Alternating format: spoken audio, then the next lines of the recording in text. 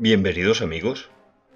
Si algo caracterizó a las Fuerzas Armadas alemanas del segundo conflicto a escala mundial, fue la complejidad tecnológica de sus mejores vehículos y armamentos, principalmente en la segunda mitad de la conflagración. En cambio, no es así con el Panzerfaust, posiblemente el arma personal más sencilla y al mismo tiempo más devastadora fabricada por Alemania. Capaz de perforar los más resistentes blindajes, se convirtió en una auténtica pesadilla para los aliados durante las últimas fases de la Segunda Guerra Mundial en Europa. Para 1942, las Fuerzas Armadas alemanas necesitaban de un dispositivo anticarro portátil para equipar a sus unidades de infantería. Inicialmente fue introducido un prototipo denominado Faust Patrone, aunque su coste era demasiado elevado y fue descartado aún en su fase de pruebas.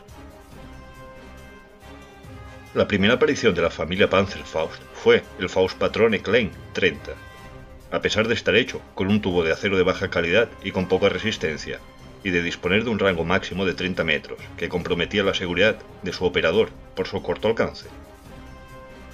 Alrededor de 20.000 unidades de este modelo fueron entregadas, con un peso de 3 kilos. Teniendo una capacidad de penetración de unos más que admirables 140 milímetros. La evolución de esta arma continuó con la versión Panzerfaust 30, en 1943 teniendo aún un alcance máximo de 30 metros, designando su denominación según su rango efectivo. Esta versión, que superaba ligeramente los 5 kilos de peso con una ojiva de mayor tamaño, que tenía una capacidad de penetración de 200 milímetros, siendo capaz de inutilizar cualquier vehículo blindado de la época. El siguiente modelo a aparecer fue el Panzerfaust 60, con 60 metros de alcance fornecía un rango operacional más adecuado para la integridad del operador. Apareció a inicios de 1944, siendo esta la versión más producida y por lo tanto la más común de encontrar en el campo de combate. Su peso sobrepasaba los 6 kilos y podía perforar 200 milímetros de blindaje. El Panzerfaust 100 aumentó su rango de alcance, manteniendo su peso y con una capacidad de perforación similar a su versión anterior. Este modelo fue la otra versión fabricada en grandes cantidades para ser entregues a la infantería. La siguiente versión fue el Panzerfaust 150, y por lo tanto con 150 metros de alcance. A diferencia de las versiones anteriores, que eran de un único uso y descartables, este modelo fue diseñado para ser reutilizado hasta 10 disparos. Este modelo tenía un peso de 7 kilos y podía perforar una coraza de más de 300 milímetros de grosor. Entrando en servicio en los últimos momentos de la contienda, fueron entregadas un número limitado de esta arma.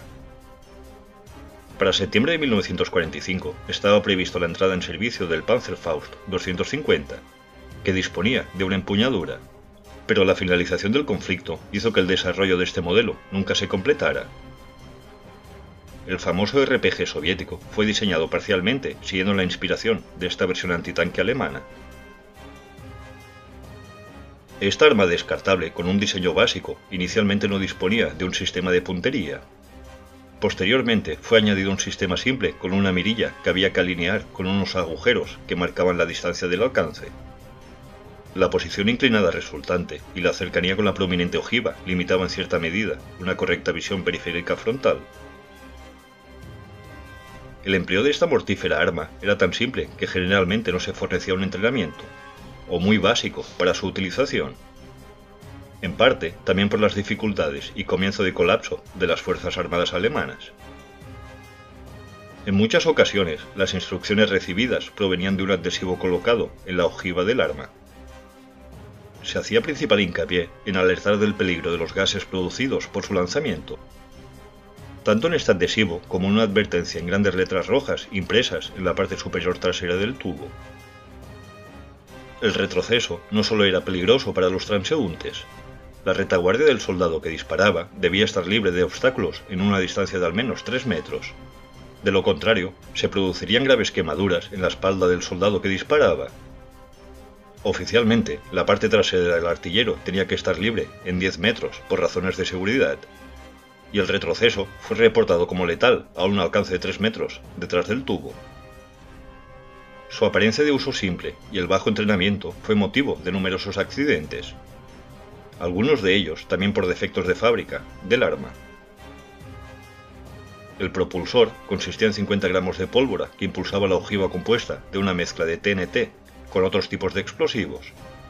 Esta cantidad de pólvora es la específica del primer modelo Faust Patrone 30. Aunque no he encontrado la información, es de suponer que los subsiguientes modelos con una ojiva de mayor peso y con mayor alcance disponían de una mayor cantidad de pólvora. Las aletas estabilizadoras, que eran retráctiles, eran desplegadas mediante un muelle en el momento de la salida del proyectil. En total, fueron fabricados más de 6 millones de Panzerfaust. Aunque entraron en servicio en 1943, durante la campaña de Normandía de 1944, su número en el frente aún era relativamente escaso. A pesar de ello, las cifras de blindados aliados destruidos mediante esta pequeña arma fueron elevadas.